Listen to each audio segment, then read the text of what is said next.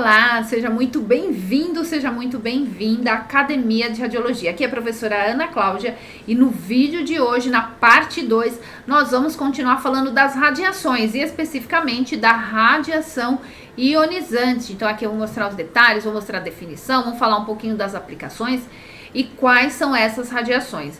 Então você que é aluno do curso de Radiologia, esse é um assunto inicial, um assunto básico aí do seu curso, aonde a gente precisa entender que radiação é essa, onde ela está presente, como podemos produzir, será que ela aparece na forma natural, será que eu só tenho ela de forma artificial? Então é bastante importante que o estudante de radiologia esteja situado em relação às radiações existentes e também a sua utilidade, aonde elas podem ser aplicadas.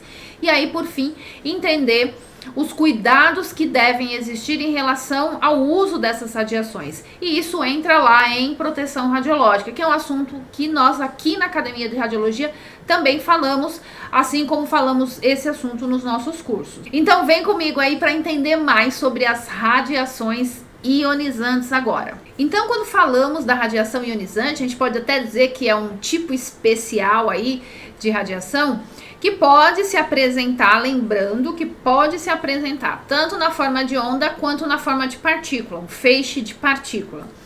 Já essas radiações, elas possuem energia maior comparada às radiações que a gente viu no vídeo da parte 1. Inclusive, se você não viu, é importante que você volte e assista a parte 1, porque aí a parte 2 fica mais fácil para você entender. Então, essas radiações que aí são classificadas como ionizantes, elas vão ter a capacidade, aí devido à sua energia, de arrancar elétrons da sua órbita, ou seja, ejetar um elétron do átomo, arrancar mesmo um elétron do átomo devido a essa sua energia. E isso faz com que aquele átomo fique ionizado, daí o termo radiação ionizante. É a radiação que tem a capacidade de arrancar elétrons do átomo, consequentemente produzindo íons livres e um átomo ionizado, daí o termo.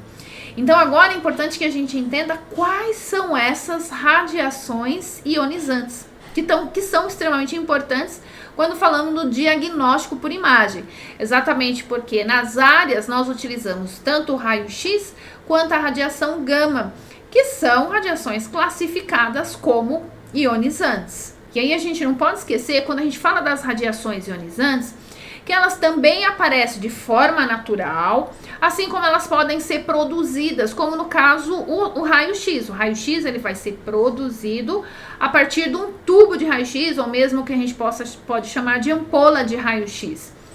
Sendo que a radiação natural ela é encontrada em elementos radioativos, em radionuclídeos, por exemplo.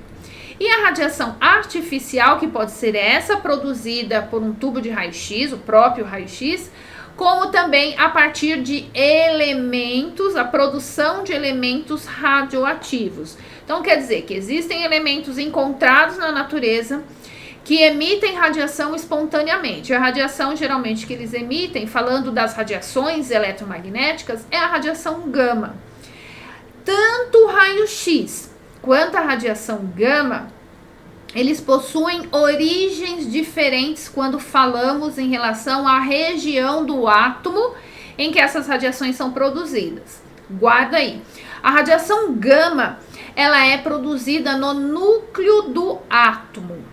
Já os raios-x são produzidos na eletrosfera do átomo. Então, uma interação. E aí, se você quer aprender mais, quer aprofundar esse seu conhecimento, nós temos vídeos aqui na academia, aqui no canal, sobre produção de raio-x. Então, você vai lá nesse vídeo e aí assiste todos os detalhes da produção de raio-x. Aqui, nesse momento, é importante que a gente está classificando aí as radiações para que você entenda os diversos tipos que a gente tem das radiações ionizantes. Então, a primeira classificação, algo importante que a gente deve lembrar, que elas podem ser de origem natural, quando eu tenho um elemento retirado da natureza e espontaneamente ele emite radiação gama, por exemplo, mas eu posso ter também um elemento que é produzido de forma artificial e espontaneamente também ele emite radiação.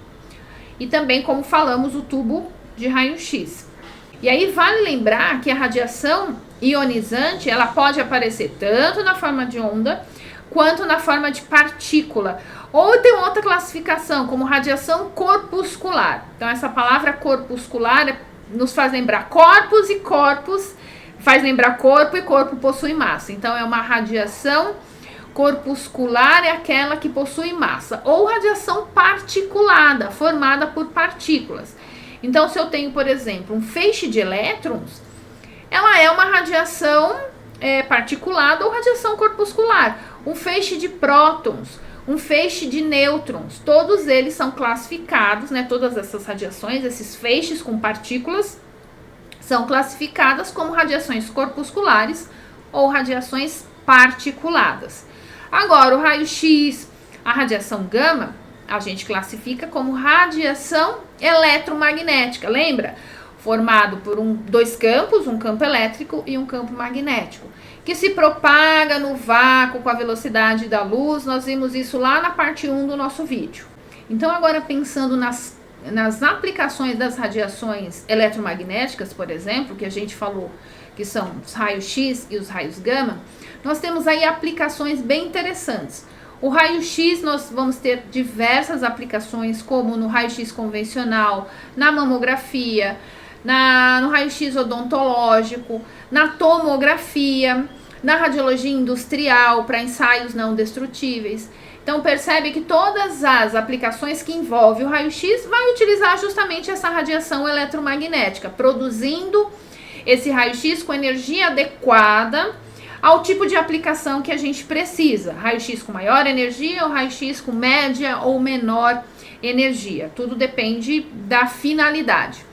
Já a radiação eletromagnética na faixa gama, que é aquela que a gente tem emitida de forma espontânea pelo núcleo de um átomo, nós vamos ter aplicações, por exemplo, na medicina nuclear. É uma das áreas que mais utiliza esse tipo de radiação.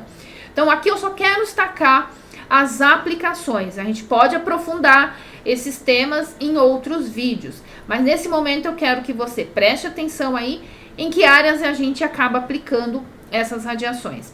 Então, voltando, a radiação gama, ela tem grandes aplicações, tanto diagnósticas quanto terapêuticas na medicina nuclear, assim como também na radioterapia, na radiologia industrial, nos próprios ensaios não destrutíveis, usando a radiação gama para radiografar peças, por exemplo. Então, percebe que o pouco que a gente falou já são aplicações bem interessantes. E agora eu quero trazer as radiações que a gente classifica como particuladas ou radiações corpusculares. E aí a gente já comentou que são aquelas que envolvem aí partículas. Então nós vamos ter a partícula alfa. Então o feixe de partícula alfa é uma radiação ionizante, particulada ou corpuscular, que tem as suas finalidades. Nós temos a beta, e essa beta pode ser beta mais e beta menos. Então, por exemplo, tanto a partícula beta mais quanto a partícula beta menos tem aplicações, por exemplo, na medicina nuclear também. Aí nós temos um feixe de prótons, que é uma radiação corpuscular. Um feixe de prótons tem aplicações, por exemplo, na protonterapia e também na produção de radionuclídeos. Então, percebe que cada uma dessas radiações tem aplicações específicas. A gente está aqui simplesmente destacando aquelas que têm interesse para a radiologia, que é importante que um aluno, um profissional dessa área conheça, amplie bastante o seu conhecimento em relação a isso. Um feixe de elétrons, por exemplo, tem aplicações bem interessantes também, como na própria produção de raio-x. Nós precisamos de um feixe de elétrons para produzir raio-x. E, porém, o raio-x que é produzido é radiação eletromagnética. O feixe de elétrons também tem aplicações na radioterapia, em tratamento para lesões mais superficiais. Então, veja que cada uma, dependendo, porque lembra que a gente comentou que as radiações, elas vão interagir de formas diferentes no meio. E aí, de acordo com essa interação, nós temos aplicações específicas dessas radiações. Nós temos também feixe de nêutrons. É um feixe que não tem carga, justamente por ser formado por nêutrons, mas é um feixe que é formado por partículas, por massa, radiação corpuscular ou radiação particulada. E aí, então, nesse ponto, a gente entendeu aí essas radiações, os tipos dessas radiações e algumas aplicações. No segundo momento, é bastante importante entender quais são os equipamentos que produzem essas radiações, ou em que momentos, em que lugares essas radiações são produzidas. Então, isso pode ser aí a sugestão de um próximo vídeo. Então, espero que você tenha gostado de conhecer mais sobre esse mundo das radiações, um pouco mais da classificação dessas radiações e as suas aplicações, de uma forma bem rápida. Qualquer dúvida que você tenha, é só deixar aqui nos comentários abaixo. Espero que esse vídeo tenha sido bastante útil para você e eu vejo você no próximo vídeo. Tchau, tchau!